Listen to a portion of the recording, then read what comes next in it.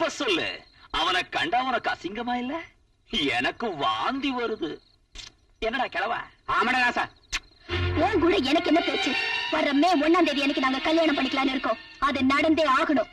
இல்ல நான் தோத்து போனாலும் நீ மட்டும் ஜெயிக்க முடியாது. அட சும்மாருடே, அவனை கட்டி காட்டி போனா ஒண்ணும் மோசம் போயிடாது. வாய மூடு. கல்யாண காட்சி இல்லாம மாடாட்டம் திரியறவன் தானையா நீ? என்ன எனக்கு கல்யாணம் ஆகாதா? பாரு பாரு, நாளைக்கே கல்யாணம் செஞ்சுக்கிறேன், அதுக்கப்புறம் உன்னோட பேசிக்கிறேன். கிழவா என்னடா ராசா? இப்பவே பொண்ண பாரு, அடுத்த நிமிஷமே கல்யாணம்.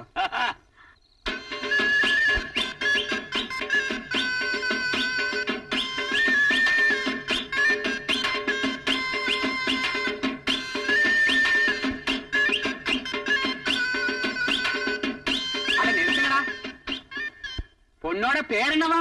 பகல் பேரு சந்திரகுமாரி, ராத்திரி பேரு சூரியகுமாரி.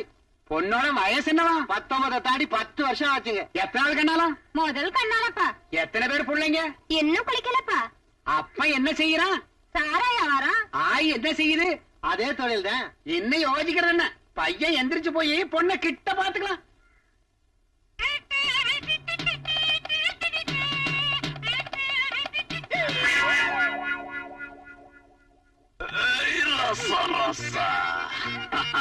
இதோ 90 கொடுத்துட்டு 100 வாங்கி. இதுக்கெல்லாம் ஒரு கணக்கா இருக்கு, சேர்த்து கொடு. நான் வாங்குறவனே தவிர குடுக்கறவன் இல்ல. போனா போதுன்னு கொடுக்க. சரி கொடு. ரசா சோதா பசங்களா, நீங்க கள்ளு குடிக்கிறதுக்காக இந்த அலிய எனக்கு கட்ட பாக்குறீங்களா? இனிமே இந்த மாதிரி 9 கொண்டாந்தீங்க கிழிச்சுடுவேன். ரசா என்ன மச்சான், ஏதோ வந்துட்டால, என் வீட்டுக்கு வா. ரிபேட் குடுக்குறேன். அதெல்லாம் வேண்டாம், என் வீட்டுல ஒரிஜினல் பொம்பளைங்க இருக்காங்க. நீ போ. கிளவா. ஒரு நிமிஷம்டா ராசா. வாங்க கள்ளுப்பான மாப்பிள்ள சார். உங்களுக்கு நான் ஆரத்தி எடுக்கணும்னு நினைச்சேன். வலுக்கட்டாயமா செஞ்சுக்கிட்டது கல்யாணம் ஆகாது. அது பொம்மலாட்டமா இருக்கதான் ஒன்னாட்ட குடிச்சிட்டு ஆடுறவங்களுக்கு. Arjun Glad Friends and co proprietor வணக்கம். நான் ஷெரீப் எஸ் காசிம் கானோட பையன் சார். வணக்கம். என் பேரு கல்பனா, நான் ஹோம் மினிஸ்டரோட பொண்ணு. உங்க பிராணங்க தம்பி ஒரு வாரமா அழைச்சிட்டு போச்சுல, உயிரை வாங்கிச்சு கூட்டியாந்த. உங்க போட்டோவை கத்திச்சு புஸ்தகத்தை வச்சுக்கிற அளவுக்கு வந்துருச்சுங்க. பாருமா, நான் ஒரு சாதாரணமான தொழிலாளி. பெரியவங்களும் மேதைகளும் சொல்ற வழியில நடக்கிறத தவிர நான் எதுவும் பெருசா சாதிக்கல. நீ ஒரு வயசு பொண்ணு, இப்படி வெளியில சுத்தினா நல்லா இருக்காது. நான் உங்ககிட்ட கொஞ்சம் பேசணும். சரி, பெரியவங்க எல்லாம் வந்திருக்காங்க, நீ அப்படி வெளியில உட்காருமா, கூப்பிடுறேன். சரிங்க. இத்தனை பேர் பெரியவங்க என்ன தேடி வந்திருக்கீங்கன்னா காரணம் என்னன்னு எனக்கு புரியல. வெள்ளத்தை சுத்தி எறும்புங்க முக்கிறதுக்கும் விதை நட்டப்புறம் செடி துளிர் விட்டு முளைக்கிறதுக்கும் பெருசா காரணம் என்ன இருக்குங்க? நம்ம ஸ்டேட்ல உள்ள ஃபேக்டரி ஓனர்ஸ் எல்லாரும் ஸ்டேட் வைட் மீட்டிங் போட்டு உங்களை பத்தி பேசி ஒரு தீர்மானத்துக்கு வந்திருக்கோம். என்ன அந்த தீர்மானம்? உங்க வருங்காலம் சீக்கிரம் ரொம்ப பிரைட்டாக போகுது. மக்களுக்கு உங்க மேல உள்ள கிளாமர் அதிகமாக போகுது. பாத்தீங்களா அந்த பெண்ணை? இந்த வருஷம் ஸ்டேட் பாலிடிக்ஸ் பூராவும் உங்க கைக்குள்ள வந்துடுங்கிறது எங்க நம்பிக்கை. பிளீஸ், எனக்கு எந்த ஆசையும் இல்ல. என் தொழிலாளிகளுக்காக நான் வாழ்ந்தா போதும். நீங்க போய் லேபர் யூனியன் ஆபீஸ்ல இருங்க, நான் வரேன். சரிங்க.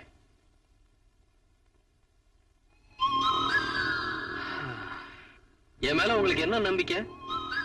வானத்துல கோட்டை கட்டுறது எனக்கு பிடிக்காது. வானத்துல இல்லைங்க, இது நடக்கப்படுற உண்மை. அதனால நம்ம பணக்காரவர்கள் என்னைக்கு உங்களுக்கு துணையா இருக்குன்னு நாங்க சொல்றதுக்காக வந்திருக்கோம். நீங்க உங்க அரசாங்கத்துல எங்களுக்கு முக்கியத்துவம் கொடுத்து எங்க லாபத்துக்கான சட்டங்களை வகுத்தா சரியா போயிடும். அது மட்டுமல்ல, தொழிலாளிகளோட கடிவாளங்கள் கூட உங்க கையில இருக்கு. நீங்க எங்களுக்கு பயன்பட்டு அவங்களை எங்க காலடியில கிடக்கிற மாதிரி செஞ்சா உங்க அரசாங்கத்தை தங்க கோட்டையாக்குறோம். எங்க நிறுவனங்களை அதுக்கு தகுந்த மாதிரி நடத்துறோம். என்னங்க இது? எதுக்கு என்ன ஒரே அடியா புகழ்ந்து பேசுறீங்க?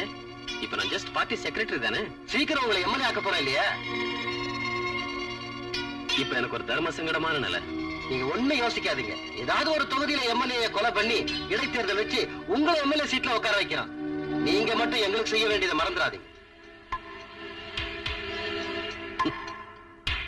ஹலோ, பாத்தீங்களா? இதான் உங்ககிட்ட நான் லைக் பண்றது. எப்போ உங்களை பத்தி நீங்க குறைச்சலா நினைக்கிறீங்க, அடுத்தவங்க உங்க பெருந்தன்மையை எப்படியே தெரிஞ்சுக்கிறாங்க. ஆமா, ஹோம் மினிஸ்டருக்கு நீ ஒரே பொண்ணுல? ஆமா. ஏ ஒண்ணு இல்ல, இந்த ஆஸ்தி பாஸ்தி உள்ளவங்கன்னு எனக்கு பிடிக்காது. ஆனா உன் சின்சியரிட்டி எனக்கு பிடிச்சிருக்கு.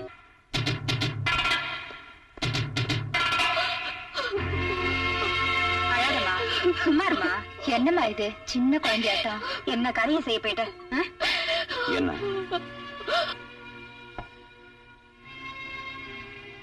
நாங்க மட்டும் வராம போயிருந்தா இந்நேரம் தூக்கு போட்டுக்கிட்டு செத்து போயிருக்கோம் அந்த பொண்ணு.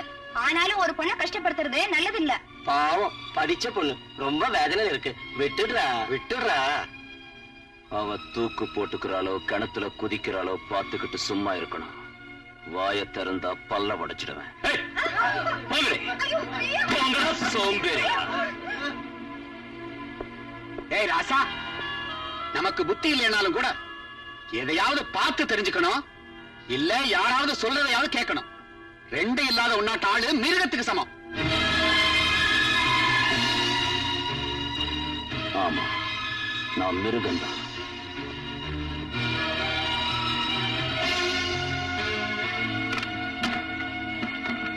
வாங்க.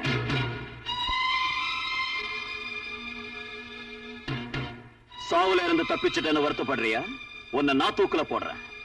ஏறு ஏறு.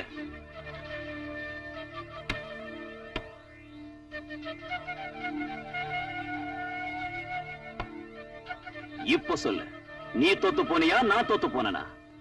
உன் சாவு செய்தியை யாருக்கு சொல்லணும்? உன்னை பெத்தப்பனக்கா நீ காதலிச்ச சுப்பனக்கா? சொல்லு. நான் செத்துட்டா அந்த விஷயத்தை யாருக்கும் சொல்ல வேண்டாம். நான் சாகிறதுக்கு முந்தி நான் கோவிந்துக்கு வேண்டியவளா செத்தேன்னு சொன்னா போதும். மனசில்லாத மனுஷன்னாலும் என் மனசுல உள்ள வேதனையை அவர்கிட்ட சொல்லுவேன் நம்புறேன். இதை விட வேற எனக்கு எந்த ஆசையும் இல்ல.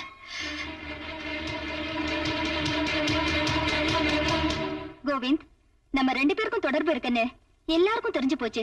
அப்பாவுக்கு கூட தெரிஞ்சிடுச்சு. கலாட்டா ஆகிறதுக்கு முந்தி நானே சொல்லணும்னு இருக்கேன். எல்லாருக்கும் தெரியணும்னு, உங்க அப்பாவும் தெரிஞ்சுக்கணும்னு நான் தான் இதை செஞ்சேன். ஏன்? நான் பார்ட்டி செக்ரட்டரி ஆவறதுல உங்க அப்பாவுக்கு இஷ்டம் இல்ல. என்ன கீழே இருக்கிறதுக்கு மேல் வர்க்கத்தோட சதி செய்யறாருன்னு தெரிஞ்சது. உங்க அப்பா கிட்ட சொல்லு, என்னை இறக்குறது இல்ல, நான் மேல போறதுக்கு வைக்கிற ஒவ்வொரு அடிக்கும் உங்க அப்பா தான் ஏற்பாடு செய்யணும். என் நாட்டு அரசியல்வாதிக்கு உன் நாட்டு சென்டிமெண்ட் கிள்ளி போடுறது சாதாரண விஷயம்.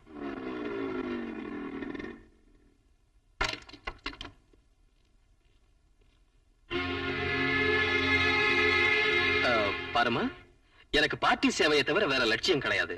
உங்க அப்பா கிட்ட சொல்லு, என் மேல அதிக பாரம் சுமத்த வேண்டான்னு. போயிட்டு வா. ஹாய் சுஜி, கமான் உட்காரு.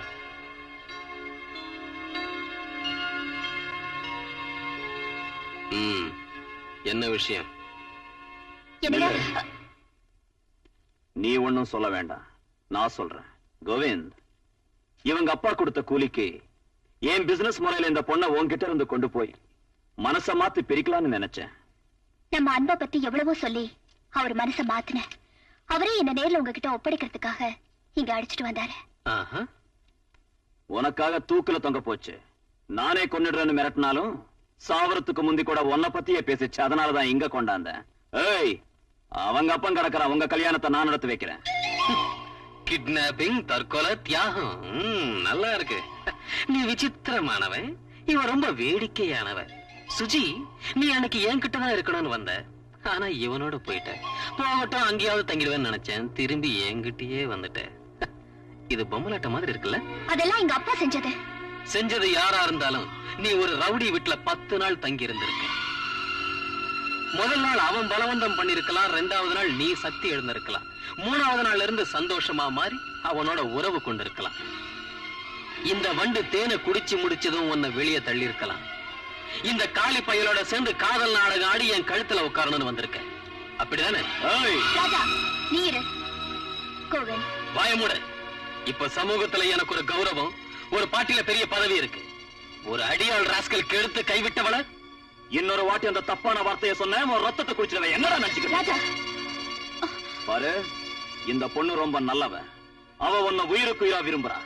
தப்பு ஏதாவது இருந்தா அந்த பொண்ணை கொண்டு போனதுன்னா என்ன எது வேணும்னாலும் செஞ்சுக்க. அந்த பொண்ணை ஏத்துக்க. பேச்சு அனாவசியம். பரவழிய நான் அவர்கிட்ட பேசணும். வெளியில போ.